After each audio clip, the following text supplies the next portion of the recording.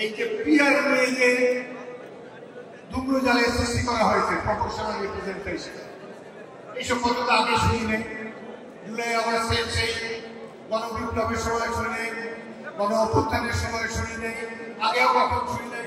হঠাৎ করে এই দুই একটি রাজনৈতিক দল যাদের একটি বর্তমান সরকারের শ্রেষ্ঠ, অপরটি যারা স্বাধীনতা যুদ্ধের বিরোধিতা করেছে, তারা এই পিয়ার তথ্য নিয়ে আবির্ভূত হয়েছে। দেশের জনগণ এতবার ভোট দিয়েছে, কখনো তো ভোট সিদ্ধান্ত নেয়নি। জনগণের উপরে আস্থা রাখা, এইভাবে নানা ধরনের অ্যারিস্টোক্রেটিক কথাবার্তা বলে সাধারণ মানুষের জীবনকে বিলম্বিত করবেন না। আমরা লক্ষ্য করছি ঘোষণা দেওয়া হয়েছে ফেব্রুয়ারিতে নির্বাচন হবে। এই নির্বাচন অনেকে দিতে পারে এই কারণে যে নির্বাচন সুষ্ঠুভাবে হয়ে গেলে বিএনপি ক্ষমতায় যাবে। কিন্তু তো ভাই বিএনপির অপরাধ না। জনগণ যদি আমাদেরকে ভোট দেয়, আমরা তাদের খেদমত করার জন্য সদা প্রস্তুত আছি। অতীতে 4 বার আমরা করেছি। কিন্তু বিএনপি রাষ্ট্র ক্ষমতায় যাবে, সুতরাং নির্বাচনের দরকার নেই। এমন সিস্টেমে নির্বাচন করতে হবে বিএনপি যেন সংখ্যাগরিষ্ঠতা না পায়। এই আমার এই কথা বলার উদ্দেশ্য, এখানে অসংখ্য সাহসী তরুণদেরকে আমি দেখতে পাচ্ছি।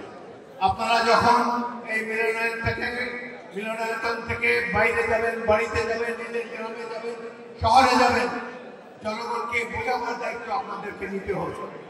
আমরা সারা জীবন ভোট দিয়ে এসেছি একজন ব্যক্তিকে, পার্টিকে নয়, কোন সিম্বলকে নয়। আমরা যেই সম্পর্কে যেই সিস্টেমে অভ্যস্ত, সেই ধরনের সিস্টেম চাই। নিত্য নতুন সিস্টেম দিয়ে নির্বাচনকে দূরে সরে যাওয়া চলবে না। এনসিপি নামক একটা দল, যারা এই সরকারের সৃষ্ট, তারা বলছে ফেব্রুয়ারিতে নির্বাচন হতে যাওয়া যাবে না। এখন পর্যন্ত রেজিস্ট্রেশনে হয় না, তারা বলে নির্বাচন হতে যাওয়া যাবে না। অপর দল জামাতে ইসলামী, তারা এক অদ্ভুত কথা বলেছে। তারা বলেছে সাম্প্রতিককালে যে ঘোষণাপত্র দিয়েছে সরকার, সেখানে পাকিস্তানের ধর্মকে গ্লোরিফাই করা হয় না।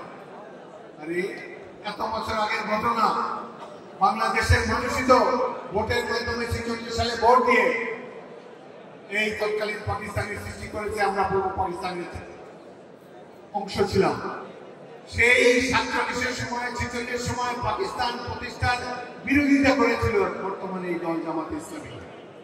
এখন তারা 71-এ এই 47-কে গ্লোরিফাই করা হয় না বলে অভিযোগ করে এরা তর্কে তর্কে আছে।